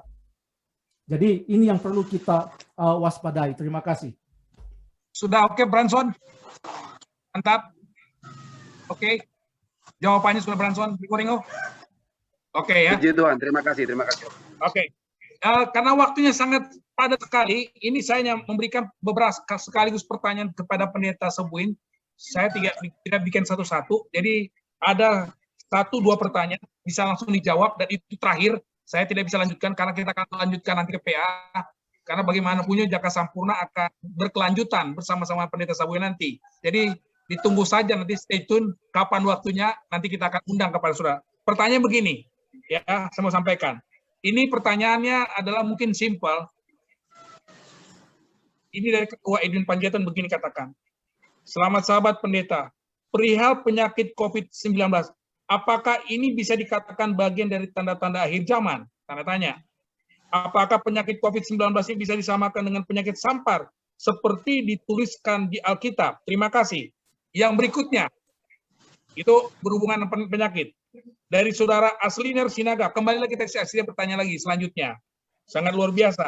Karena kita bicara tentang Yesaya, dia juga mengeluarkan kutipan ayat dari Yesaya 53 ayat 5 dikatakan begini. Yesaya 53 ayat 5 menubuatkan tentang Mesias secara detail. Pertanyaan, mengapa Yahudi masih tidak percaya? Apakah Israel tidak mengakui Yesaya sebagai nabi? Itu pertanyaan yang kedua, pendeta. Jadi yang terakhir. Jadi mohon yang ada pertanyaan berikutnya ditahan dulu, nanti kita akan yang berikutnya. Dari saudara Monang Siringo dari BSD, Pak Pendeta, apakah masih relevan bicara tentang akhir zaman, stroke, kiamat, sementara manusia sudah mau tinggal di bulan atau di Mars? Kalau ada orang simpati ke sana, apakah mereka merasakan kiamat? Yesus datang ke dunia juga. Sorry, ini pertanyaan science fiction. Silakan. Singkat pertanyaan pendeta, jawabannya pun singkat, tepat, karena waktu kita sudah padat sekali. Silakan Pendeta Sabuin. Ya, kalau begini susah mau jawab singkat dan tepat, karena namanya kan Silakan, pertanyaan yang silakan. yang impromptu. Jadi Yes. betul-betul oke.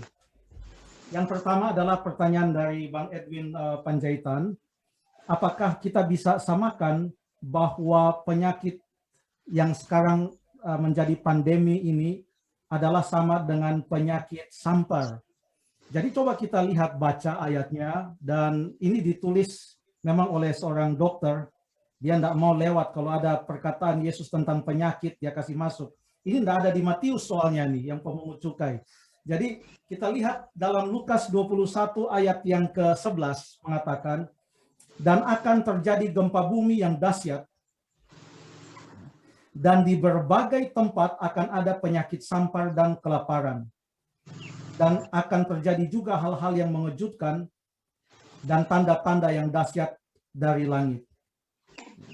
Kalau gempa bumi dikatakan di sana gempa bumi yang dahsyat. Lalu kemudian tentang penyakit sampar dikatakan di berbagai tempat. Jadi waktu kita baca ini ayat, fokus kita bukan hanya ini penyakit sampar, tetapi suatu keadaan di mana dunia ini diterpa oleh suatu penyakit yang terjadi bukan hanya di satu tempat, tetapi terjadi di berbagai tempat. Atas dasar kata-kata berbagai tempat itulah, dan dengan adanya tanda-tanda lain yang menyatakan bahwa kita ada di penghujung zaman akhir ini. Saya pribadi percaya bahwa apa yang kita hadapi sekarang, pandemi ini, adalah merupakan salah satu dari tanda kedatangan Tuhan Yesus yang kedua kali. Lalu pertanyaan yang berikut, pertanyaan dari Pak Asliner ya, Sinaga. Ya. Mengapa sampai orang-orang orang-orang Israel tidak mau menerima Mesias, padahal di dalam Yesaya 53 ayat yang kelima sudah sangat jelas itu adalah tentang Tuhan Yesus Kristus. Coba kita buka satu ayat yang terdapat, ada dua ayat yang akan kita baca. Yang pertama di dalam Yohanes pasal yang kelima, ayat yang ke-39 dan ayat yang ke-40.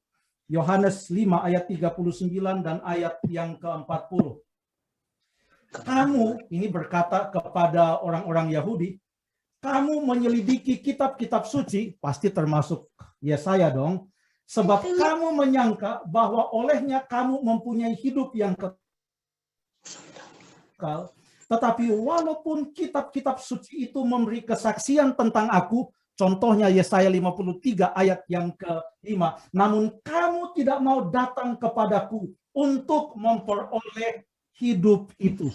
Dan fenomena ini bukan hanya terjadi pada waktu zaman Yesus saja. Bahkan pada waktu zaman nabi-nabi itu sendiri, apa yang terjadi?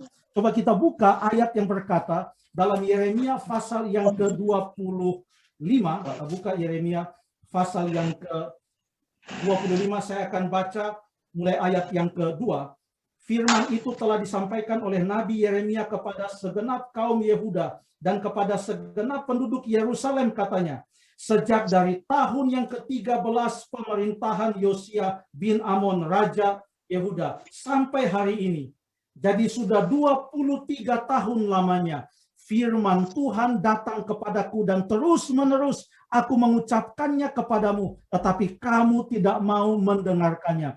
Juga Tuhan terus-menerus mengutus kepadamu sebagai hambanya, yaitu nabi-nabi, tapi kamu tidak mau mendengarkannya. Jangankan pada zaman Yesus, pada zaman nabi-nabi itu hidup, mereka tidak mau menerima. Mengapa? Oleh karena nabi-nabi itu menempelak akan kehidupan mereka, menegur mereka dengan keras. Oleh sebab mereka tidak menurut Tuhan. Dan itu juga yang terjadi di zaman Tuhan Yesus. Makanya Tuhan Yesus berkata, itu di dalam Yohanes pasal yang ke-17, ayat yang ke-7, Tuhan Yesus berkata, sebentar, Yohanes pasal yang ke-7 ayat 17 atau 17 ayat yang ke-7, salah satu dari itu. Ayat yang ke-17, barang siapa mau melakukan kehendaknya, ia akan tahu entah ajaranku ini berasal dari Allah, entah aku berkata-kata dari diriku sendiri. Jadi karena mereka tidak mau mengikuti kehendak Allah, maka mereka menolak Yesus Kristus. Pertanyaan yang ketiga, saya lupa.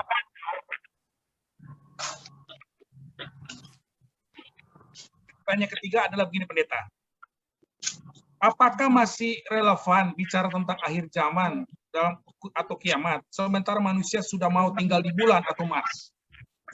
Terima kasih. Kita baca di dalam Wahyu pasal yang ke-6. Saya akan buka Wahyu pasal yang ke-6.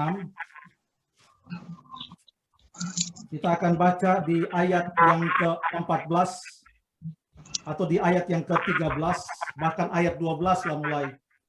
Maka aku melihat anak domba itu membuka meterai yang ke-6. Sesungguhnya terjadi gempa bumi yang dahsyat.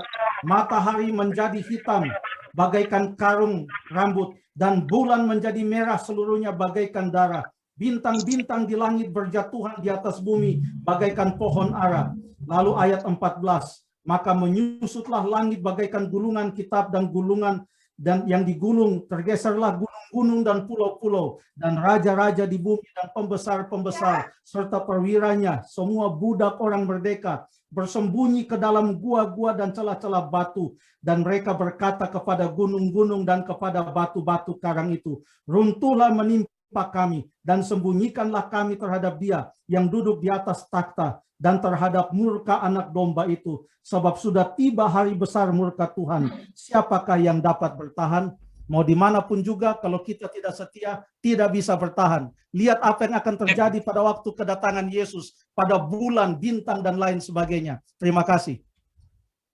Makasih banyak, Pendeta. Jadi kita nggak usah mikirin bulan lah, nggak usah mikirin bintang. Yang penting pada waktu kedatangan Yesus yang kedua kali, kita masuk surga. Itu yang paling penting. Ngapain kita pusing-pusing mikirin bintang sama laut sama bintang lain? Tapi kalau kita tidak masuk surga, untuk apa? Ya, terima kasih banyak Pendeta Sabuin. Itu ulasan sangat baik bagi kita. Saya rasa sampai cukup sini saja dulu ya. Saya stop dulu. Saya terima kasih banyak Pendeta Sabuin. Nanti kita akan lanjutkan dengan series yang berikutnya. Dan saya juga mengucapkan terima kasih banyak kepada seluruh pendeta Daniel Atupa, Pendeta Sony Kapita, Pendeta Raymond Pakpaha, Pendeta Milton Pardosi, Pendeta Butar-Butar dari Cakung, dan juga teman saya satu sekolah, Pendeta Frederick Sabuin, bapak daripada Pendeta Richard Sabuin, sama-sama pendeta. Ya, Tuhan memberkati Pendeta Frederick Sabuin. Saya senang sekali bertemu melalui Zoom ini. Tuhan selalu memberkati pendeta, kedua hamba Tuhan ini dalam pelayanannya. Waktu yang baik ini saya berikan kepada Pendeta Sahat Simbolon untuk memberikan segala sesuatu kepada Pendeta Sabuin. Silakan Pendeta Sahat Simbolon, waktu saya berikan pada Pendeta Simbolon. Baik, kepada hamba Tuhan Pendeta Richard Sabuin, atas nama Jemaat Jaka Sampurna, kami mengucapkan terima kasih banyak atas pelayanannya pada sore Sabat yang kudus ini, memberikan seminar eskatologi yang sangat luar biasa. Tidak ada kata yang lebih tinggi yang dapat kami sampaikan kecuali ucapan terima kasih. Dan juga tidak ada penghargaan yang layak yang dapat kami berikan atas pelayanan Pendeta Richard Sabuin pada sore Sabat yang kudus ini. Semoga di lain waktu kita masih bisa bertemu dan membahas tuntas pelajaran ini, dan kiranya Tuhan memberkati Pendeta Richard Sabuin, memberkati keluarga, memberkati pelayanan, dipertambahkan hikmat dari surga, supaya lebih banyak lagi umat-umat Tuhan yang terberkati atas firman Tuhan ini. Dan terima kasih banyak juga untuk semua partisipan. Tadi saya melihat sampai 166, dan khususnya tamu-tamu kami yang mengikuti seminar ini dari luar Jemaat Jaka Sampurna. Kiranya di lain waktu, jika ada undangan, saudara-saudara boleh berkenan hadir, bahkan berkenan mengundang yang lain. Terima kasih Pendeta Richard Sabuin, Tuhan memberkati, sehat selalu, panjang umur. Amin. Terima kasih, puji Tuhan. Terima kasih banyak Pendeta Sahat Simbolon untuk ungkapan terima kasih atas jemaat kepada Pendeta Richard Sabuin. Kita berikan waktu untuk menutup acara ini kepada Saudara Welvin Segala untuk menutup acara ini. Silakan Saudara Welvin Segala. Kita akan nyanyi dan habis nyanyi doa tutup oleh Pendeta Sahat Simbolon.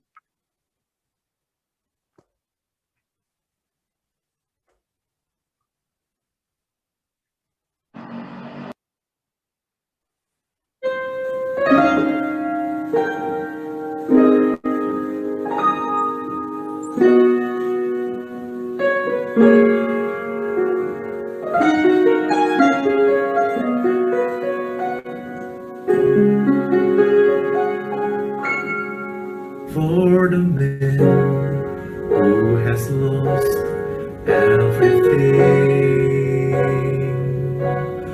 for the wife who feels betrayed, the child who feels away, for the home there is broken by the scars of sin and shame. There is hope and there is healing in the power of Jesus' name. There is a way, there is a light, there is life in the blood of Jesus Christ. You can be saved. He paid the price. This is the gospel of Christ.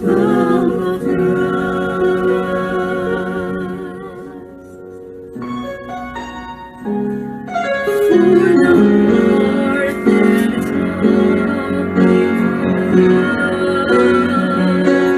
for the minds to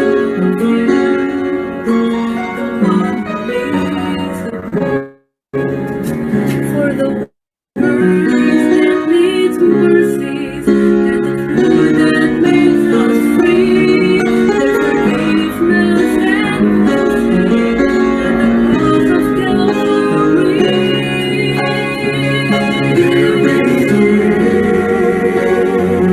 There is a light, there is light in the blood of Jesus Christ. You can be saved. He paid the price. This is the gospel of God. Amazing grace is waiting if you just believe.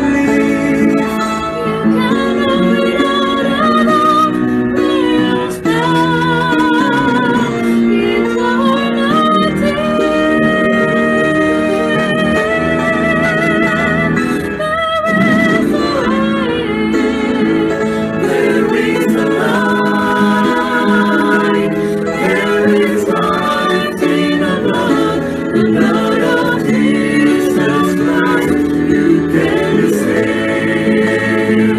He paid the price. This is the gospel, the gospel. There is a way, there is a light, there is life in the blood of Jesus Christ. You can be saved. He paid the price. This is the gospel, the gospel of Christ.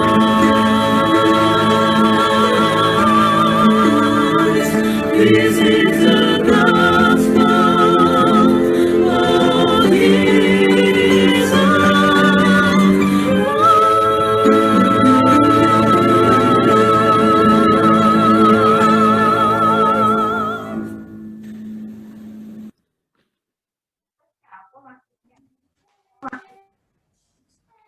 Baik, mari kita bersama berdoa. Ya Tuhan, Bapa kami yang di sorga, Tuhan pencipta, pelihara, penebus dan pemilik hidup kami.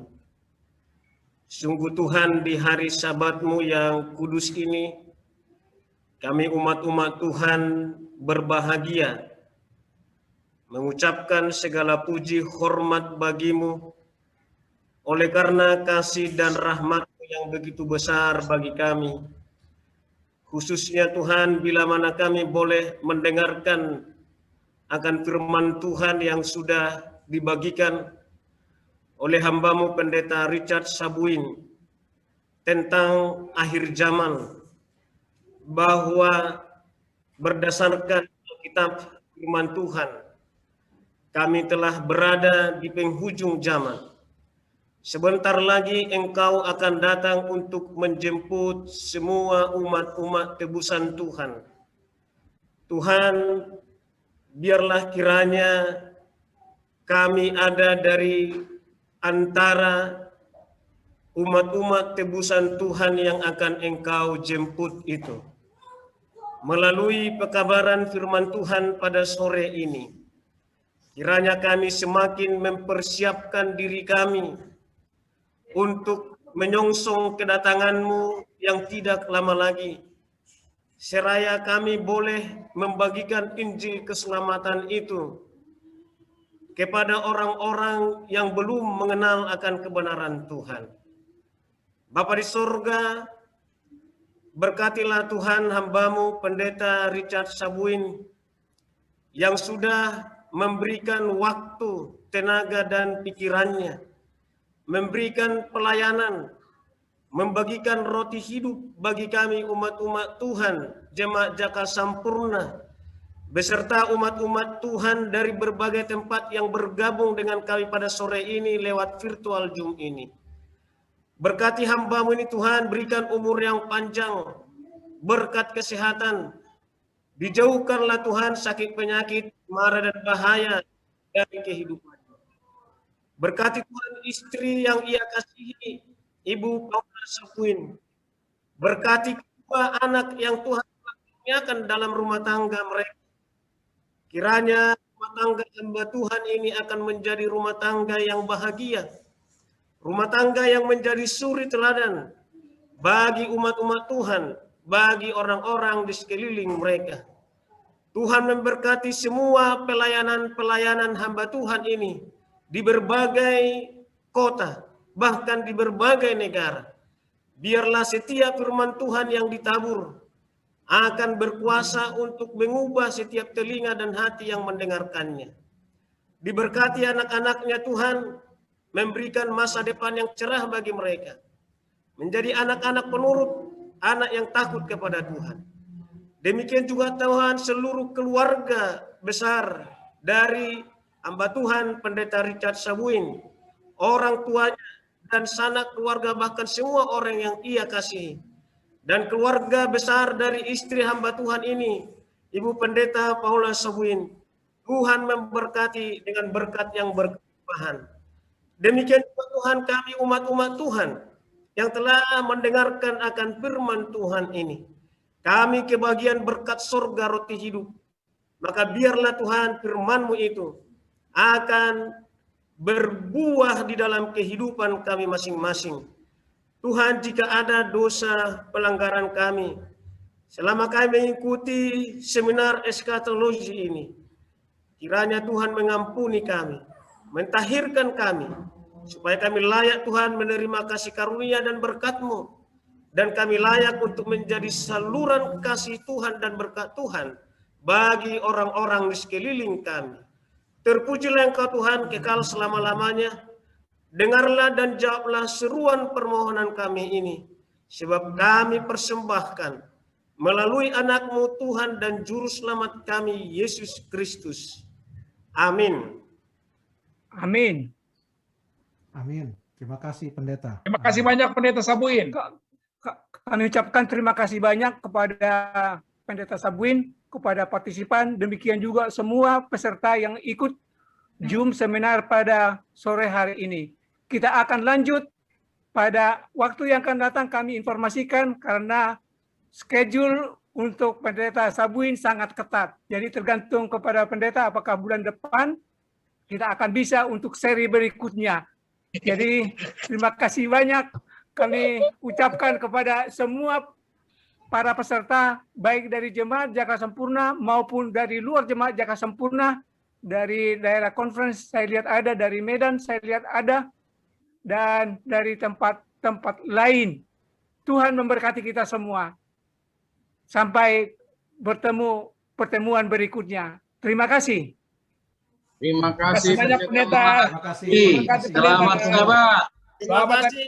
pendeta. Terima kasih, Tuhan berkati. terima kasih. Pendeta Richard. Luar biasa. Halo, Pak Pertua. Terima kasih, Bu Bulan.